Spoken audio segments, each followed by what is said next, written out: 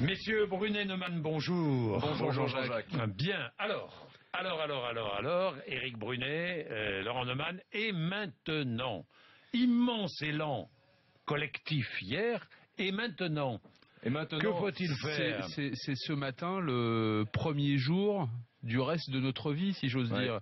On répète depuis le milieu de la semaine dernière qu'il y aura un avant et un après la tragédie, mais clairement un avant et un après la mobilisation populaire d'hier. Et si cette manifestation a fait un bien formidable à l'ensemble de la communauté nationale, elle met la barre très très haut pour l'ensemble des responsables politiques. Et quand je dis ça, pas simplement pour l'exécutif, mais pour l'ensemble des responsables de tous les partis politiques, quelles que soient leurs convictions politiques. Parce que les questions qui ont été posées et par la tragédie et par les gens qui sont descendus dans la rue, il faut y répondre maintenant. C'est vrai qu'il y a un certain nombre de choses qui vont, à mon avis, faire débat dans les prochaines heures, prochains jours. Alain Bauer, vous en parlez à ce micro tout à l'heure. Oui. Il y a les questions bien évidemment de la préservation des citoyens français des actes terroristes. On peut être surpris. Moi, j'étais très surpris de découvrir que l'exécutif découvrait lui-même que M. Chérif Kouachi avait séjourné au Yémen.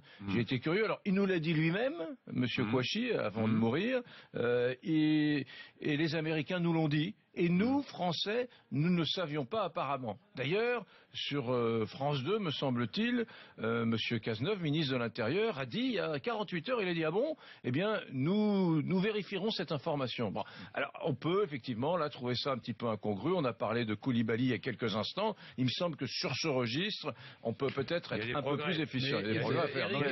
C'est pas anodin, hein.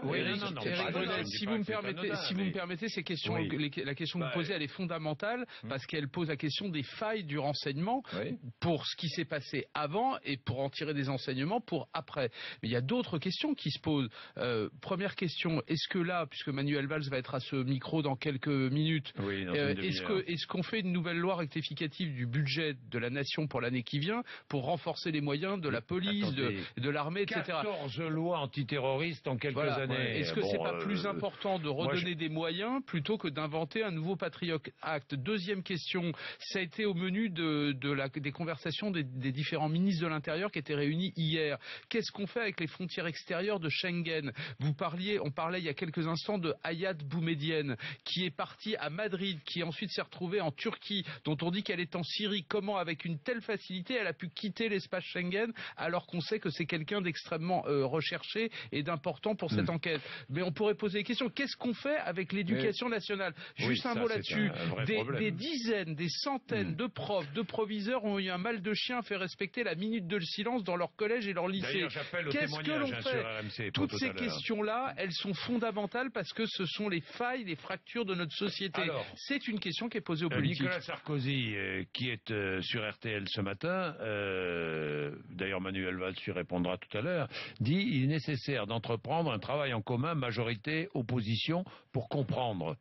Ça veut dire quoi, ça? Je ne suis pas très bien compris. Non, mais ça, c'est une banalité. Mais pourquoi pas? Mais maintenant, un certain nombre Alors, ce qui vient de se passer est en train quand même de mener un certain nombre d'États européens à la réflexion. Parce que ça a été un électrochoc pour nous, mais ça a été un électrochoc pour beaucoup d'Européens qui se disent...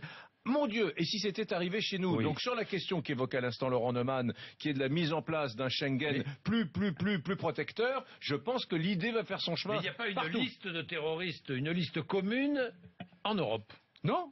Entre pays européens, ça n'existe pas. Non. Ou de terroristes potentiels. Par exemple, ce qu'on appelle le PNR, le Passenger Name Record, qui existe aux États-Unis, au Canada. Là, c'est pas le Patriot Act, c'est juste permettre de savoir quels sont les passagers qui rentrent dans l'espace Schengen et de pouvoir contrôler ou mettre en rapport cette liste avec la liste des gens dangereux. Peut-être que ça, c'est pas très compliqué. En tout cas, c'est pas attentatoire aux libertés individuelles. C'est vrai que Schengen tel qu'il a été conçu il y a quelques années, n'est plus adapté.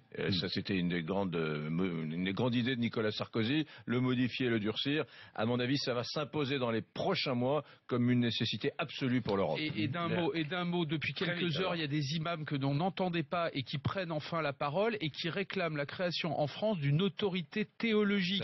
Parce que le Conseil français du culte musulman n'est pas représentatif de ce que doit être l'islam dans ce pays. Donc la question, c'est que fait-on, que feront les pouvoirs publics sur ce sujet-là? Bien, Éric Brunet, Laurent Neumann, merci, 7h57.